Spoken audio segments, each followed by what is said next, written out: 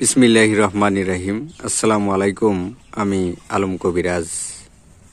আজকে এমন একটি গাছ দেখাইতেছি, আল্লাহর রহমতের গাছ।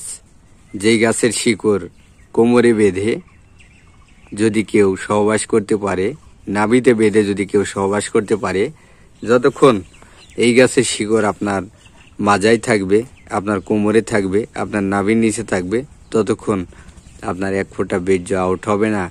এটা হাজার হাজার বার পরীক্ষিত। এটা তোলার নিয়ম আছে।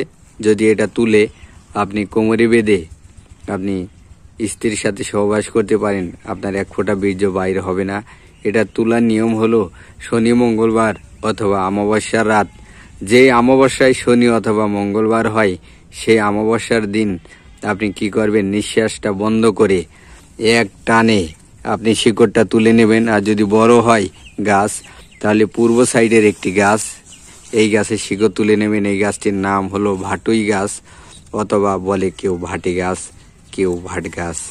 তুলে আপনি কি করবেন, শিকড়টা সুন্দর করে ধুলাই করবেন, শুকাবেন, নিয়ত করবেন যে হে সত্য যুগের গাছ, তুমি কলিযুগে জাগো, আমি আমার বীর্যকে স্তম্ভনের জন্য আমি কাজে লাগাইতেছি, তুমি সেই কাজেই লাগো বলে আপনি শিকড়টা তুলে সুন্দর করে শুকাবেন।